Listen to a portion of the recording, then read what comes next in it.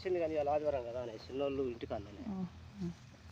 ఇద్దరు బడికి పోతాళ్ళా ఇక్కడికేనా ఇద్దరు గవర్నమెంటా ప్రైవేట్కా ప్రైవేటు గవర్నమెంట్ 3 సంవత్సరాలు పోతే పెద్దమ్మకి ఏం అక్షరం ముక్క కూడా పెట్టాలి ప్రైవేట్కి పోతే ఇప్పుడు డబ్బులు ఎక్కువ అవుతలేవా అని అవుతాయి ఎంత అవుతాయి ఒక్కరికి 20,000 అవుతాయి పెద్ద బట్టలు ఈ పెన్నులు పెన్సిల్ కాకనే బుక్కులకే 4,000 మరి ఏమైనా ఇంప్రూవ్మెంట్ ఉన్నదా చదువు మంచిగా ఉన్నాయి చదువు మంచిగా ఉంటే ఏం కాదు ఇక్కడ సూరారామా మాదేపురా చూడాలి ఏమో అప్పుడు ఎక్కువ అవుతాయి ఇంకా మనం కొంచెం పేదోళ్ళం ఇంకా మరి అదంట్లోనే ఎక్కువ అవుతుంది చదివించడానికి గవర్నమెంట్ ఎందుకు ఇట్లా తయారవుతుంది మరి కావాలి 3 సంవత్సరాలు తోలింది ఇప్పుడు లేకపోతే 5-6 తరగతి చదివేటాను ఇప్పుడు అదే అప్పుడు పంపినావు కదా నేను కూడా చూసిన పంపితే ఉన్నది రోజు ఒకటి తినచ్చు ఏమైనా బిడ్డ అంటే ఏమి లేదు ఏం లేదు పలకలు చూసి వచ్చినాక పలకలు ఏముందు లేదు బలపం ఏముందు లేదు అన్నట్టు పల్లిగా కట్టద్దని లాస్ట్కి దొర అన్నాడు ఎంతో కొంత ఖర్చు అయినా మంచిగా ప్రైవేట్ జీవితం 5,000 జీవితము ఇలా వార్త మారుతుంది మరి ఎట్లా మన బతుకులు ఇంతేనా ఇక ఇంతే కాకపోతే ఏం చెప్తాను అయిపోయినాయి ఇక మనం ఏం చదువుకోకపోతే మన కొడుకుల బిడ్డల కోసమే ఖర్చులు అవుతుంది అంతే ఇక గాల్లో చదివించడం కానీ గవర్నమెంట్లో కూడా కొంచెం బెటర్ ఉంటే మంచిగా ఉండు అయితే ఇక్కడ చెప్పన్నా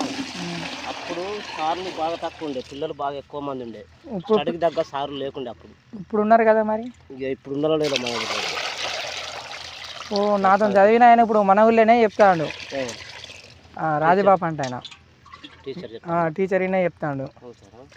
మా పిల్లగాళ్ళని కూడా పంపమంటాడు అన్నయ్య పిల్లగాళ్ళను మరి ఇలా స్కూల్లో ఇట్లా వస్తాయి మరి ఇట్లా అంటాను కదా మరి ఏం రానప్పుడు పంపి కూడా వేస్ట్ అవుతుంది కదా 2-3 సంవత్సరాలు పెద్దమ్మలు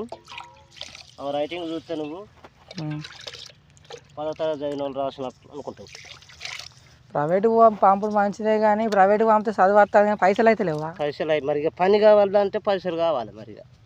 అట్లా ఇబ్బంది అవుతుంది పైసలు పోతానే అంటే చదువు ఉంటుంది కదా అది చూడాలి ఏం చదువులేమో మరి చదివిన వాళ్ళకేమో జాబులు వస్తలేవు ఇప్పుడు ఈ పని చేయాలంటే వాళ్ళు చేయలేరు ఏదో పని చేసుకుంటారు ఏదైనా షాపులు ఉన్నావు ఏదో ఒకటి అప్పటి కాలం బట్టి అప్పటి కథలు ఇక మనం అంటే ఉంటాయో ఇక మన జీవితం అంటే మిరప తోటలు పత్తి తోటలు ఇక మనకి 20 ఏళ్ళు అవుతుంది నువ్వు నీకు ఏమిటకేమైంది నేను ఇక్కడ చేయబట్టి మరి ఈ ఫీల్డ్ రాకపోతే ఏ ఫీల్డ్ పోదువే అంతే ఇటు రాకపోతే చేయను ఇట్లా ఇవి కాకపోతే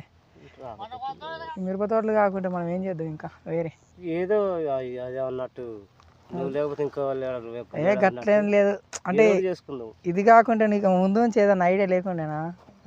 నేను అక్కనే వేసుకునేది దేవుడా నేను పెద్దమ్మలు కడుపులో పడ్డది ఆడు మా పెద్ద చెల్లె పెళ్ళి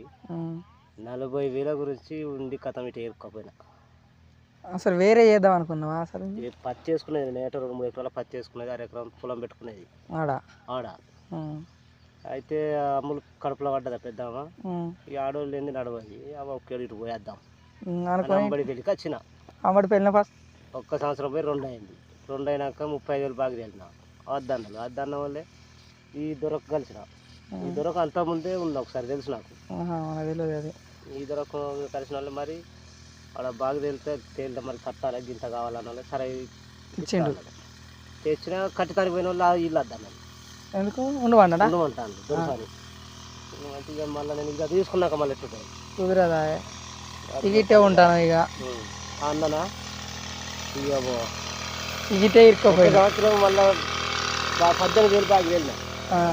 సప్లైకి వెళ్తే అయిపోయింది ఇగితే ఉండడా ఏంటి